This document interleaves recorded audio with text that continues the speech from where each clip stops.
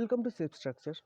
आज का टॉपिक है wind load on building as per IS 875 part 3। देखो, इस टॉपिक को यूट्यूब और वेरियस वेबसाइट में डिस्कस किया गया है।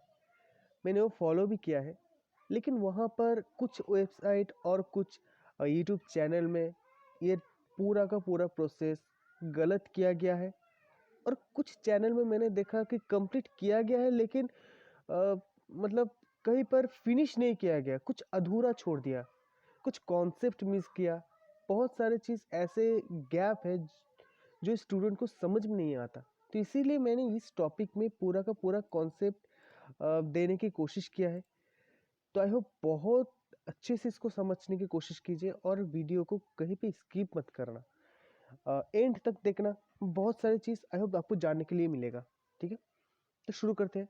आज का मॉड्यूल पहले हम लोग इंट्रोडक्शन देखेंगे, डिज़ाइन स्टेप देखेंगे और कोडल प्रोविजन को देखेंगे, और उसके बाद एक प्रॉब्लम को डिटेल्स में डिस्कस करेंगे। तो देखिए, इंट्रोडक्शन पहले तो विंड लोड बहुत ही क्रिटिकली लोड है और बहुत ही क्रिटिकल रोल निभाता है किसी भी बिल्डिंग और स्ट्रक्चर में। अगर आप लोग IS कोड को फॉलो करते हो, IS 456, 875, 1893 कुछ भी फॉलो करोगे ठीक ठाक से, तो एक चीज़ देखोगे कि IS 456 में एक चीज़ दिया हुआ है, wind load oblique seismic load. ये क्यों है? क्योंकि ये दोनों लोड आप एक साथ कोई भी स्ट्रक्चर पर इम्प्लीमेंट नहीं कर पाओगे। IS कोड परमिट नहीं करता। ऐसा नहीं है कि किया नहीं जा सकता, किया जा सकता है, लेकिन IS कोड इसीलिए परमिट नहीं करता क्योंकि इकोनॉमिक नहीं होगा बिल्डिंग। इसीलिए हमारा एक टीचर बोलता था कि अगर कहीं भी कभी भी विंड लोड मतलब कोई टॉर्नेडो और अर्थक्वेक आए तो कोई भी स्ट्रक्चर बचेगा नहीं थियोरेटिकली, क्योंकि आप लोग कोई एक लोड इम्पोज कर रहे हो, या विंड लोड या सिस्मिक लोड। इन दोनों में से क्रिटिकल लोड जो होगा, जो मैक्सिमम होगा, उसी को लेके आप डिज़ाइन करोगे। तो एक आर्टिकल मैंने पढ़ा था जहाँ पर लिखा था कि शायद ऐसा ही कुछ था कि बहुत साल पहले जब शियर वॉल का कॉन्सेप्ट आया था, तो शियर वॉल पहले आया था विंड लोड को रेजिस्ट करने के लिए। तो हॉरिजॉन्टली जो स्वे है उसको रेजिस्ट करने के लिए शियर वॉल का इम्प्लीमेंट किया गया था। लेकिन अब तो शियर वॉल सिस्मिक लोड को रेजिस्ट करने के लिए भी यूज़ किया जाता है। बहुत सारे वेरियस डिज़ाइन प्रोसेस है शियर फोर्स को रेजिस्ट करने के लिए शियर वॉल के तरफ से। तो वो चीज़ है। अब ये विंड लोड किस किस के ऊपर डिपेंड करेगा, कौन कौन से ऐसा चीज़ है जिसके ऊपर विंड लोड डिपेंड करता है? पहले तो terrain, height, topography, wind direction, area area of building, length, building का लेंथ, बिल्डिंग का विड्थ, बिल्डिंग का हाइट, किस टाइप का बिल्डिंग है, कैसा रिस्क है, विंड का डायरेक्शन क्या है, कौन से एरिया पे बिल्डिंग है, सारे चीज़ को इंटीग्रेट किया गया है इस कैलकुलेशन में। IS कोड ने हर एक फैक्टर से हर एक चीज़ को इंटीग्रेट करने की कोशिश किया है। अब देखोगे तो खुद मालूम चलेगा कि हर एक फैक्टर एक एक प्रॉब्लम को, एक एक रीजन, एक एक प्रॉब्लम, जैसे हाइट का हो गया, टोपोग्राफी का हो गया, कोई रिस्क हुआ, मतलब कोई ओपन एरिया, ओपन टेरेन, सब कुछ को इंटीग्रेट किया गया है इस कैलकुलेशन में। तो ये विंड लोड बहुत ही इंपॉर्टेंट चीज़ है, और आपको बहुत सारे कॉम्बिनेशन में जो फाइनली जो आपका मतलब क्रिटिकल आएगा, क्रिटिकल कॉम्बिनेशन आएगा, उसी को ही आप कंसिडर करोगे यहाँ पर। ठीक है, तो स्टेप्स में सबसे पहले आता है design wind speed. Design wind speed पहले स्टेप में आपको कैलकुलेट करना पड़ेगा। अब एक चीज़ आप समझ लो तो आपको बहुत आसानी होगी समझने के लिए। आपको एक्चुअली निकालना है ये चीज़, विंड लोड कैलकुलेशन, मतलब ये विंड फोर्स आपको कैलकुलेट करना पड़ेगा। इसको कैलकुलेट करने के लिए आपको चाहिए ये PD। ठीक है, और ये एरिया है, बिल्डिंग का एरिया जिस जहाँ पर लोड लग रहा है, और ये दोनों कोफिशिएंट, इसको मैं बाद में बताऊंगा ये क्या है एक्चुअली। ये PD चाहिए। ये PD स्टेप 2 में PD कैलकुलेट करने के लिए चाहिए आपको PZ। ठीक है। अब पी जेड कैलकुलेट करने के लिए चाहिए आपको वी जेड। अब ये वी जेड आप स्टेप 1 पे कैलकुलेट करोगे, ठीक है। तो इसी वजह से आप वी जेड से कैलकुलेट करना शुरू कर रहे हो। तो आप समझ गए हो कि वी जेड से क्यों आप लोग कैलकुलेट करना शुरू कर रहे हो। आई होप आप लोग समझ गए हो। तो वी जेड कैसे कैलकुलेट करोगे, आईएस कोड में ये चीज दिया हुआ है। आईएस कोड में वी जेड इक्वल टू ये फॉर्मूला दिया गया है, ठीक है। यहाँ पर वी बी ये चीज क्या है, ये चीज है V B equal to basic wind speed.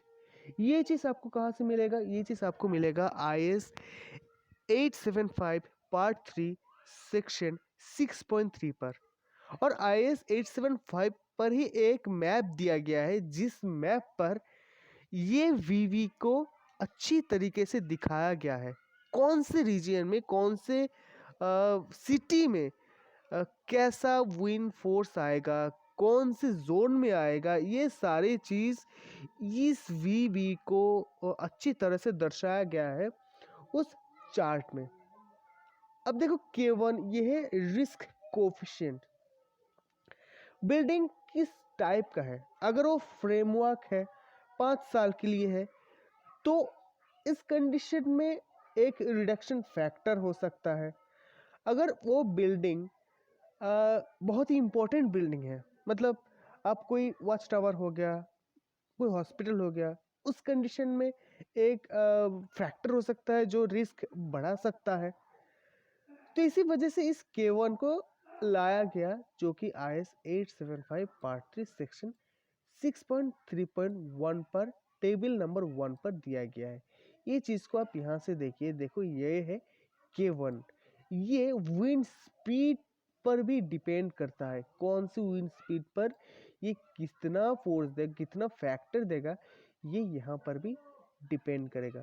देखो इंपॉर्टेंट बिल्डिंग जो है ना, इंपॉर्टेंट बिल्डिंग पर ये K1 ज़्यादा लिया गया। अगर K1 ज़्यादा, एक से ज़्यादा हुआ मतलब फोर्स भी ज़्यादा होगा ना, डिवाइड नहीं है, मल्टीप्लाइड हो रहा है, तो इसीलिए V ज़्यादा हो गया, मतलब FV ज़्यादा होगा। और ये देखो अगर इतना इंपॉर्टेंट नहीं, फ्रेमवर्क हो गया आपका, फ्रेमवर्क में रिस्क थोड़ा कम है, 5 साल के लिए है, तो ये रिडक्शन फैक्टर हो गया, ये ओवरऑल फोर्स को रिड्यूस कर रहा है, ठीक है। अगर जनरल बिल्डिंग हो गया 50 साल के लिए, तो ओवरऑल ये 1 ही कंसिडर किया जाएगा।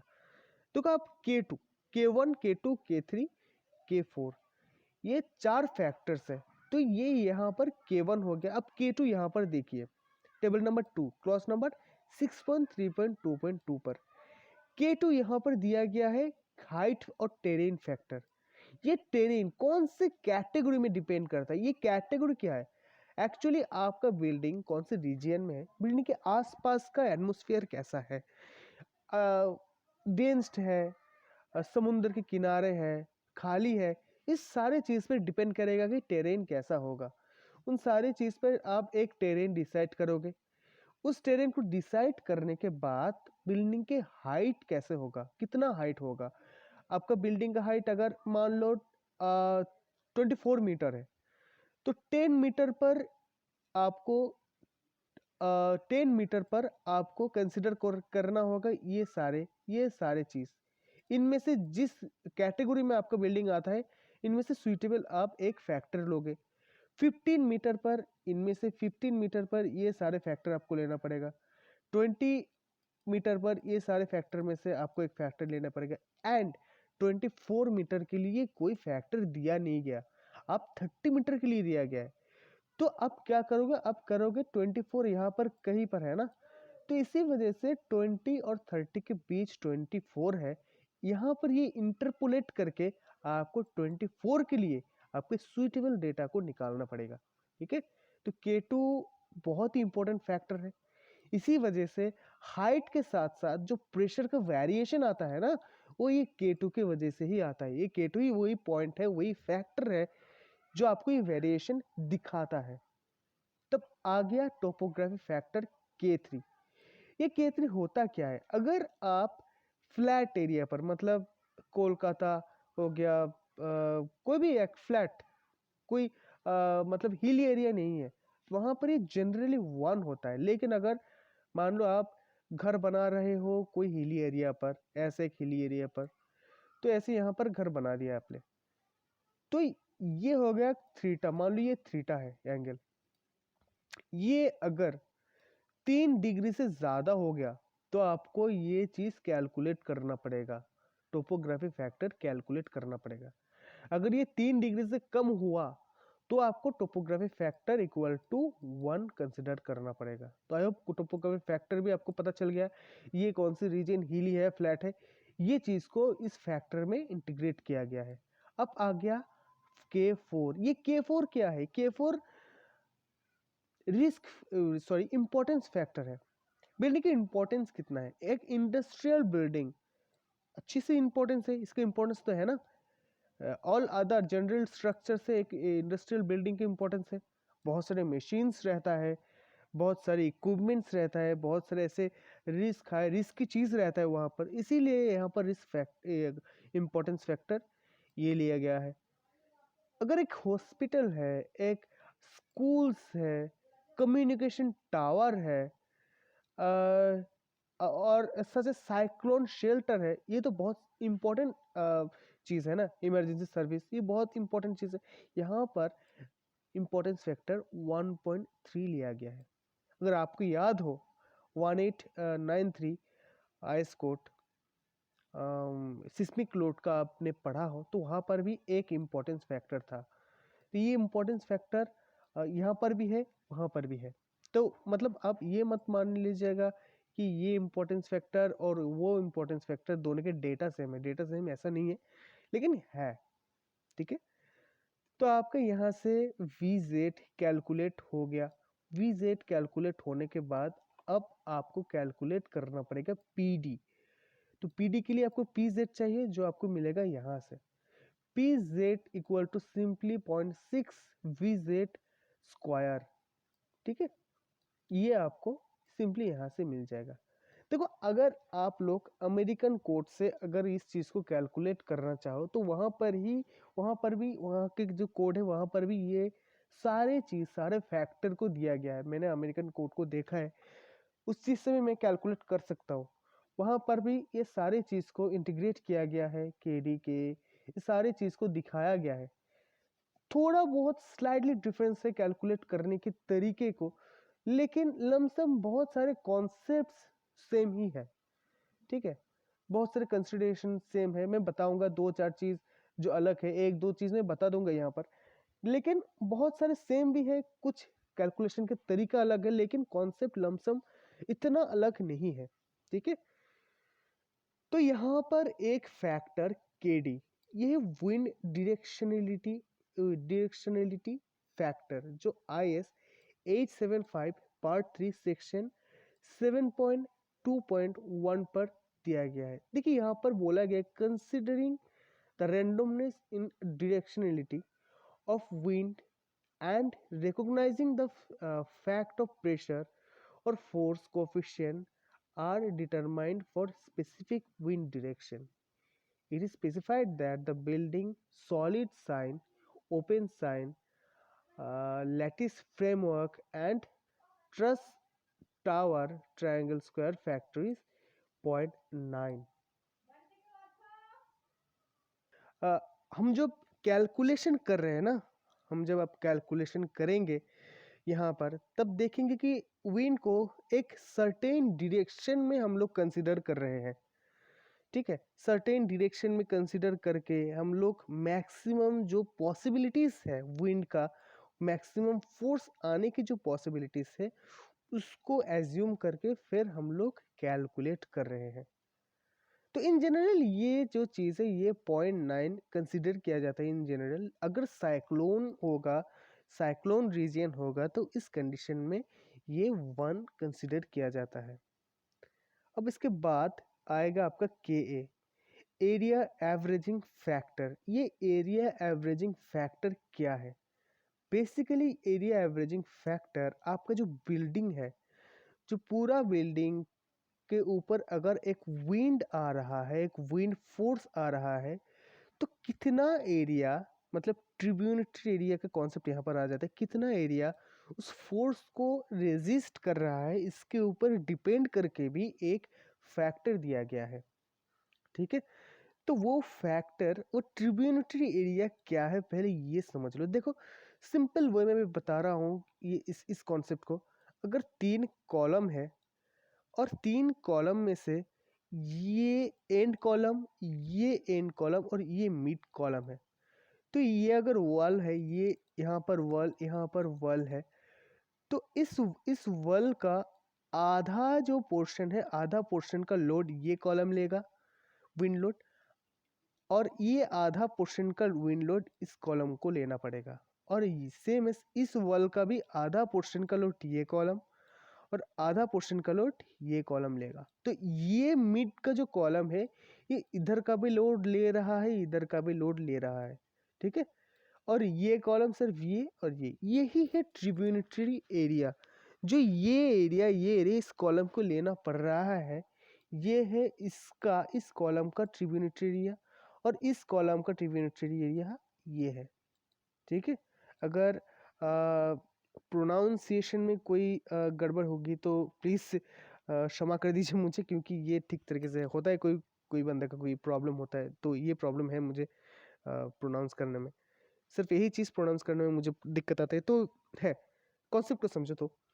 तो यही चीज़ है। तो ये ट्रिब्यूनरी एरिया के ऊपर भी एक फैक्टर के ए डिपेंड करता है। अगर ये 10 से ज़्यादा, 10 से छोटा है, 10 से छोटा है एरिया, तो 1 कंसिडर किया जाता है, और 25 में 9, और 100 से ज़्यादा हो गया तो 0.8। ठीक है, अगर इसके बीच में कोई डेटा आया तो इंटरपोलेट करके आपको निकालना पड़ेगा। तो आई होप ये चीज़ भी आपको समझ में आ गया। अब लास्ट एक फैक्टर बचा है, वो है केसी। देखो बिल्डिंग को इंटरनल प्रेशर, सक्शन और प्रेशर, ये दोनों चीज़ हम लोग मान रहे हैं कि ये दोनों चीज़ एक साथ को कंसिडर कर रहे हैं, हम लोग एक साथ कंसिडर कर रहे हैं, एक साथ ले रहे हैं, लेकिन इन दोनों में से एक्चुअली ये कोरिलेट नहीं है। ठीक है, तो एज हम लोग इन दोनों को एक साथ कंसिडर कर रहे हैं, तो यहाँ पर एक रिडक्शन फैक्टर 0.9 आ जाता है। ठीक है, तो वही चीज़ है केस सी। ठीक है, ये आईएस कोड में दिया गया है, आईएस कोड में ये दिया गया है, ये 7.3.3.30 यहाँ पर ये चीज़ दिया गया है। ठीक है, तो केस सी भी हो गया। अब आ गया फाइनली यहाँ पर जो कॉन्सेप्ट आता है वो है फोर्स का। F equal to C P E minus C P I A into P D. P D तो निकल गए यहाँ से स्टेप 2 से। अब ए क्या है, ए एरिया, जो एरिया इस फोर्स को रेजिस्ट करेगा वो एरिया। अब सी पी ई ये है एक्सटर्नल प्रेशर कोफिशिएंट और सी पी आई है इंटरनल प्रेशर कोफिशिएंट।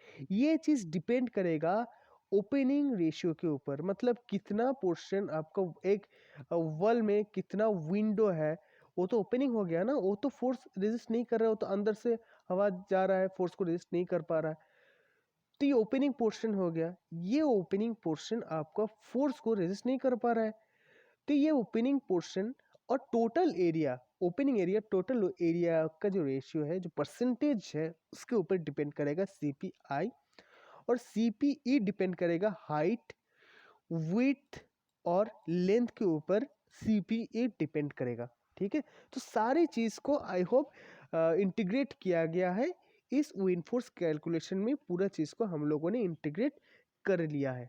अब देखते हैं कि कैलकुलेट किया कैसे जाता है। एक एग्जाम्पल को हम लोग देखेंगे। देखो एक एग्जाम्पल, ये एक बिल्डिंग है।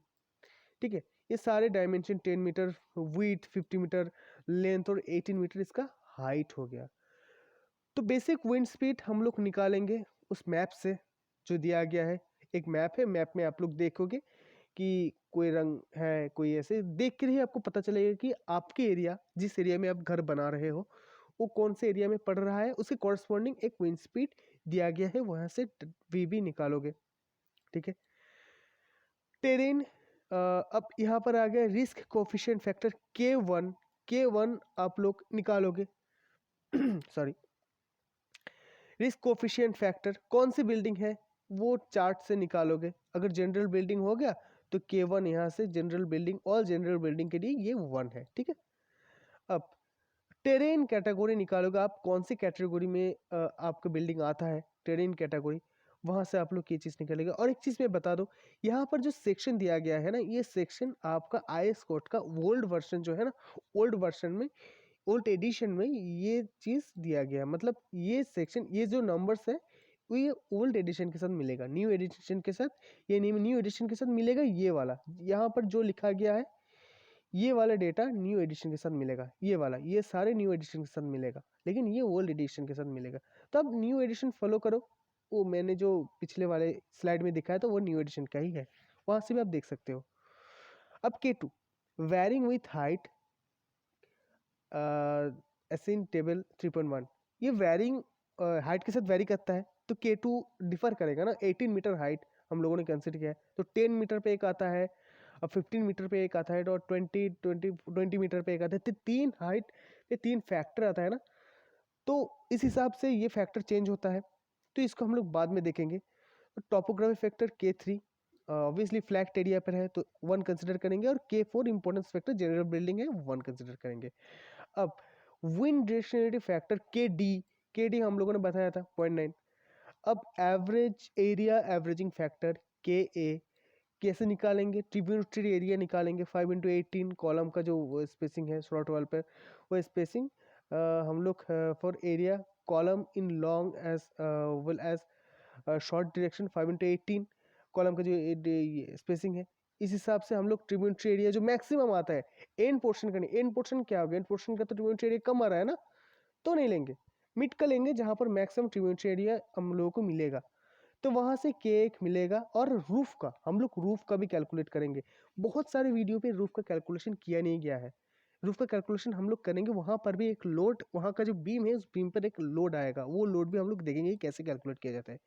उस हिसाब से वो चार्ट से K3 का K का उस चार्ट से जो एरिया निकलेगा उसके कॉरस्पॉन्डिंग यहाँ से फैक्टर हम लोग सुइटेबल फैक्टर लेंगे, ठीक है। अब यहाँ पर सारे डेटा सारे फैक्टर्स निकल गया, एक चीज़ बाकी है वो है permeability of building, total wall का एरिया हम लोग निकालेंगे, उसके corresponding total opening window doors जितने ओपनिंग है उसका कॉरस्पॉन्डिंग विंडो एरिया निकालेंगे। अब इसका परसेंटेज निकालेंगे तो ओपनिंग परसेंटेज यहाँ से निकल गया, ये 5% से कम है। अगर 5% से कम हो गया तो हम लोग IS कोर्स के तहत तो CPI जो है ये प्लस माइनस ये 2 होता है, 0.2 होता है, ठीक है, 0.2 होगा। तो यहाँ पर CPA निकल गया। अब VZ सिंपली VZ निकालेंगे, यहाँ पर एक चीज हम लोगों ने नहीं निकाला, वो है K2 हम लोगों ने अब बाकी रखा है, बाकी सारी चीज निकल गया। तो यहाँ पर भी वही चीज, सारी चीज निकल गया, लेकिन K2 नहीं निकाला। तो K2 के साथ साथ प्रेशर भी कैसे डिफर करता है वो चीज देखिए। देखो अब K2 बाकी है, K2 10 मीटर के लिए K2 1 है, कैटेगरी 2 देखो यहाँ पर कैटेगरी 2 10 मीटर के लिए K2 1 हो गया, कैटेगरी 2 10 मीटर के लिए K2 1, 15 मीटर के लिए K2 1.05, और 18 मीटर है, 18 मीटर कहीं यहाँ पर है, तो ये इंटरपोलेट करके K2 निकालेंगे यहाँ पर क्या होगा। तो वही चीज हम लोग इंटरपोलेट करके 18 मीटर के लिए देखो लिनियर इंटरपोलेशन करके K2 निकालेंगे, इससे कॉरस्पॉन्डिंग ये VZ निकालेंगे हर एक VZ, और इसके कॉरस्पॉन्डिंग PZ निकालेंगे हर एक हाइट पर, और इसके कॉरस्पॉन्डिंग हम लोग निकालेंगे कॉलम PD, इससे कॉरस्पॉन्डिंग हम लोग PD निकालेंगे, ठीक है। और PD हम लोग 18 मीटर रूफ का भी हम लोग PD निकालेंगे।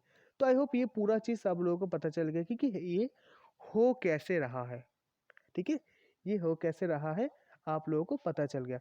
नाउ हम लोगों को अब F निकालना पड़ेगा, ये नोन है, PD नोन है, एरिया हम लोग कंसिडर करेंगे पर मीटर स्क्वायर में ही कंसिडर करते हैं 1 × 1। अब CPE और CPI हम लोगों को पता नहीं है, तो CPI हम लोगों ने निकाला ±2, मैंने ओपनिंग एरिया परसेंटेज से बताया। अब यहाँ पर टेबल नंबर 5 IS कोड में H/W L/W के कॉरस्पॉन्डिंग, इसके कॉरस्पॉन्डिंग वो जो मैंने बताया था कि ये जो टेबल है इस टेबल से हम लोग निकालेंगे। अब यहाँ पर एक चीज़ मैंने बताना भूल गया, अब ये चीज़ को समझना, बहुत ही ध्यान से समझना। देखो ये चीज़ हाँ ये देखो, अब फोर्स यहाँ से आ रहा है, अगर यहाँ से फोर्स आया, इस डायरेक्शन से अगर फोर्स आया तो ये वाला जो एरिया है, इस वाले एरिया को ये धकेलने की कोशिश कर रहा है ना, पुश करने की कोशिश कर रहा है ये चीज, और ये चीज यहाँ पर ये पुल करने की कोशिश कर रहा है। तो इसीलिए यहाँ पर प्रेशर और यहाँ पर प्रेशर और यहाँ पर सक्शन आ रहा है। ठीक है, तो इसीलिए यहाँ पर प्लस, ये माइनस, ये माइनस, ये माइनस। नाउ अगर यही चीज यहाँ पर होता, यहाँ से विंड आता, तो क्या होता, यहाँ पर प्लस होता, ये पुश करेगा, ये पुश करेगा इस तरफ बिल्डिंग को, और यहाँ पर सक्शन आएगा, तो यहाँ पर प्लस होता, ये सारी चीज माइनस माइनस माइनस। ठीक है, ये समझ गए, यही चीज यहाँ पर किया गया है।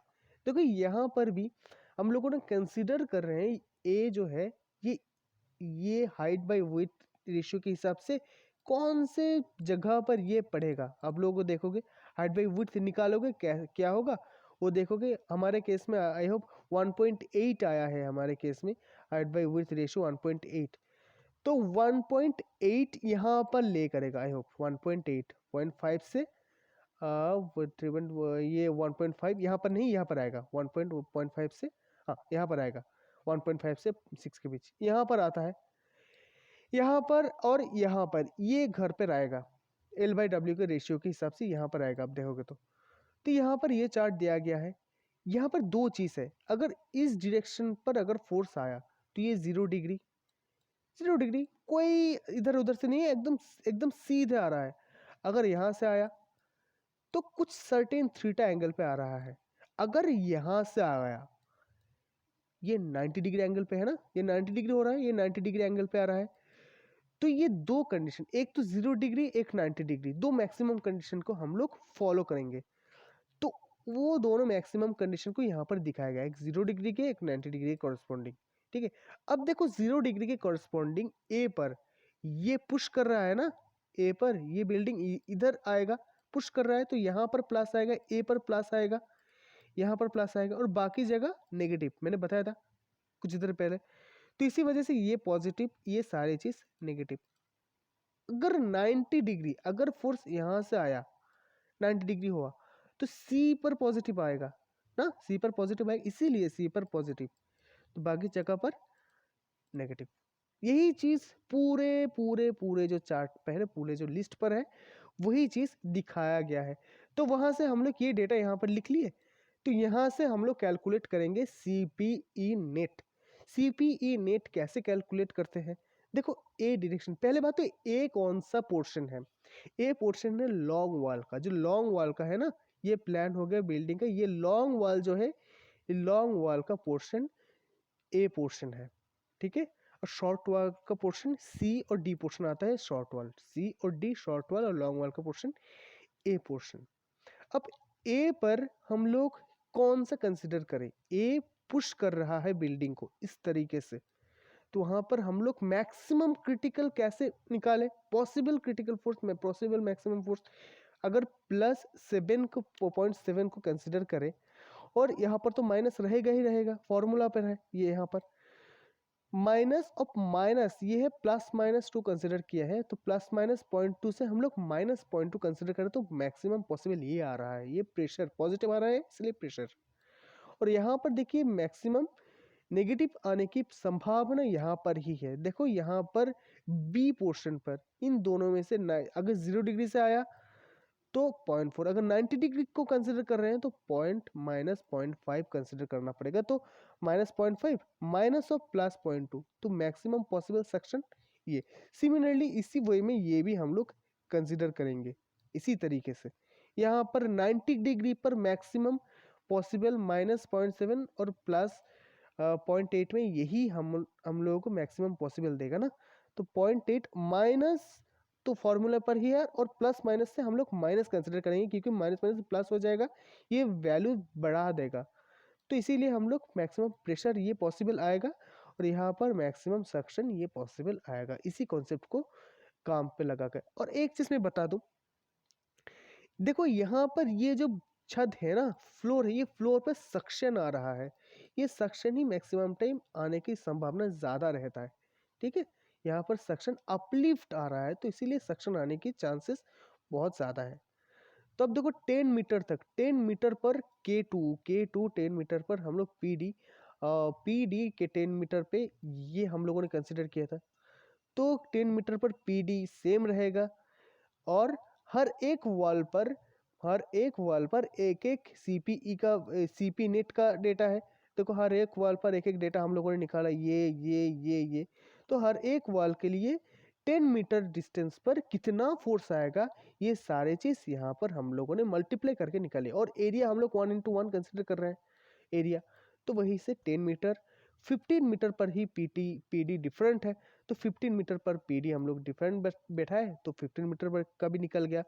और 18 मीटर का भी सेम PD डिफरेंट आ रहा है, तो PD यहाँ पर बैठा है, तो यहाँ पर भी PD निकल गया। ठीक है, तो आई होप आप लोग समझ गए कि एक्चुअली में ये कैसे कैलकुलेट किया जा रहा है। ठीक है,